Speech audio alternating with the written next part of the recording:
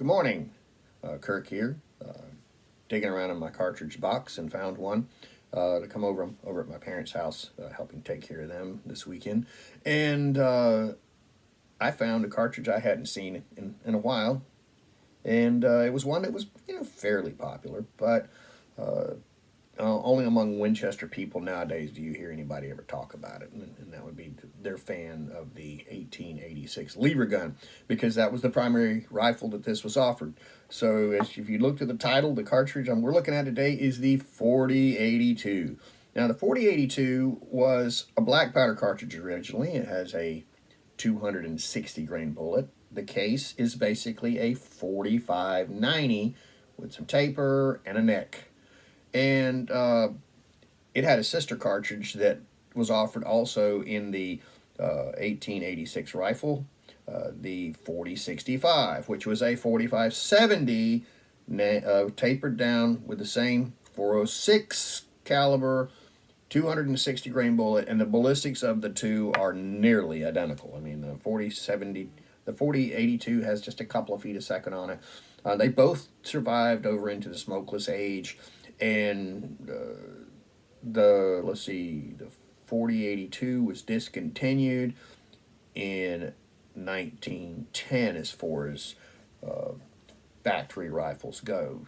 About that same time, 1895, you had saw the introduction of the 1895 lever gun with a box magazine. Well, the 4065 transitioned to that rifle along with the 4072, which was basically the same velocity with a bigger bullet, giving more energy. So the 4065, 4082 were a 260 grain bullet at around 1450 feet a second with approximately 1,200 foot-pounds energy.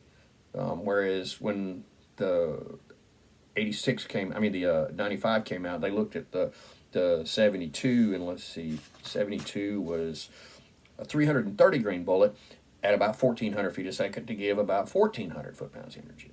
So, bigger round made more sense for that longer rifle and could, support a little bit more velocity, not more cartridge space, so you could put a bigger bullet in it, and it had a longer case, because if you know black powder doesn't work like smokeless powder.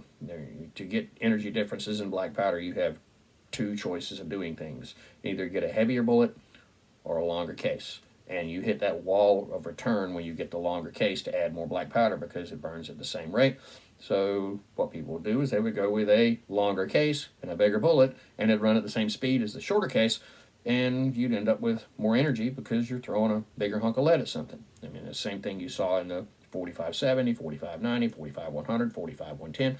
Well, the same thing happened at most of these black powder style cartridges.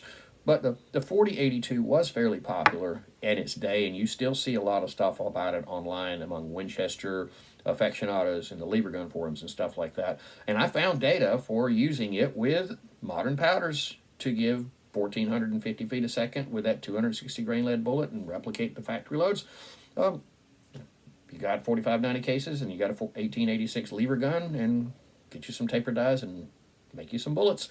That rifle was discontinued in 4082 in about 1910, and Winchester chugged on and made factory ammunition for both the 4082 and the 4065 up around to 1935, 1936. And, with the changes coming with all the production for the war and things, all those, they just stopped. So a lot of those older cartridges, you'll see that wall. And after World War II, some of them kept being made, like the 4570 and such, and some of them didn't.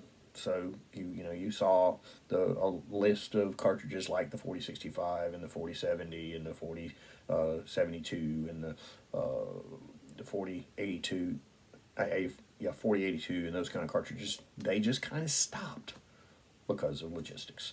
So I hope you've enjoyed this little short talk. I think it will be a neat rifle to have. In the 1886, I think it would also be a really neat round to put in a single shot, even a handgun, like a Contender or an Encore. I mean, it's running at black powder pressure, so you could put this in a Thompson Center single shot, and it'd be fun to play with. I mean, they do 4570s in the contenders and the encores, and people like them.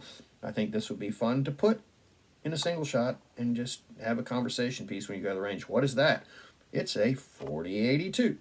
Well, I hope you've enjoyed this little discussion about the 4082, and if you've never heard of it, go look it up. It's an interesting round. Had a pretty good history. Introduced in 1885 for the 1886 lever gun, and it lived its life till 1936. Have a good day.